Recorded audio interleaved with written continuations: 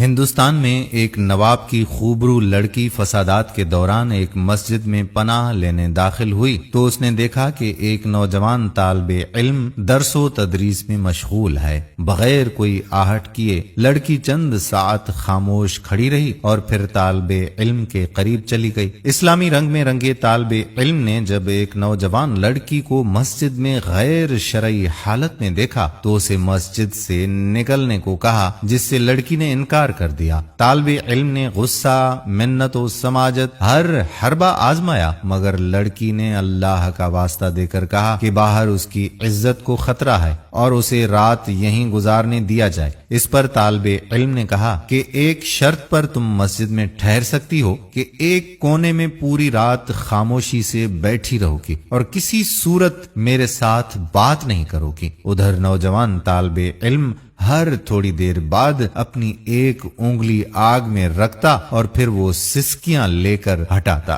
لڑکی رات بھر یہ تماشا دیکھتی رہی مگر کچھ کہنے سے قاصر تھی۔ خدا خدا کر کے صبح ہوئی۔ لڑکا آذان دینے اٹھا اور لڑکی سے کہا کہ وہ اب مسجد سے نکلے کیونکہ نمازی آنے والے ہوں گے تاکہ کوئی بدگمانی نہ کرے۔ لڑکی نے کہا ٹھیک ہے، مگر مجھے ایک بات بتا دیں کہ رات بھر آپ وقفے سے اپنی انگلی آگ پر کیوں رکھتے تھے؟ طالب علم نے جواب دیا کہ رات میں نے نفس اور شیطان اور اللہ کے احکامات کے مابین شش و پنج میں گزاری۔ جب کبھی شیطان کا غلبہ ہوتا تو میری خواہش ابھرتی کہ اکیلی لڑکی ہے، اپنی خواہش کی تکمیل کر لوں، مگر جب دوزخ کا عذاب سامنے پاتا تو اپنی انگلی کو آگ پر رکھ کر یہ آزمائش کرتا کہ کیا اس آگ کو مجھ میں سہنے کی ہمت ہے، مگر جلد ہی احساس ہو جاتا کہ ایک چھوٹی انگلی یہ تھوڑی سی آگ برداشت نہیں کر سکتی تو جہنم کی آگ میرے پورے جسم کو کیسے بھسم کرے گی۔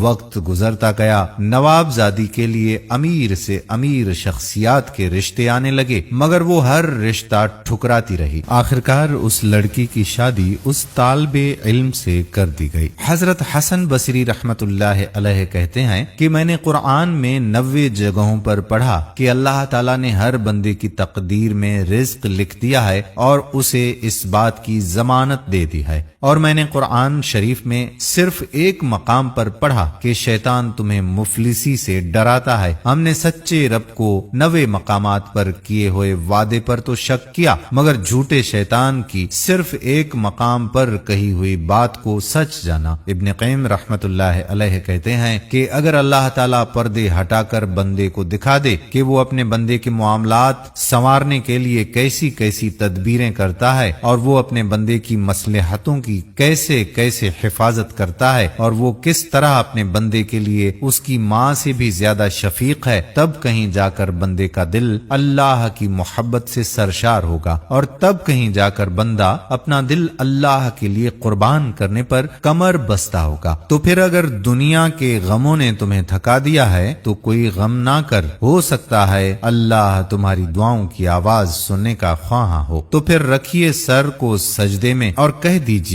جو کچھ آپ کے دل میں ہے اور بھول جائیے سب غموں کو، سب مصیبتوں کو کہ وہ اللہ تمہیں کبھی بھی نہیں بھلاتا۔ اللہ تعالی ہمارے ایمان کی حفاظت فرمائے، آمین ثم آمین یا رب العالمین۔ آنے والی ویڈیو تک اپنے میزبان قادر کلہوڑو کو اجازت دیجیے۔ اللہ حافظ۔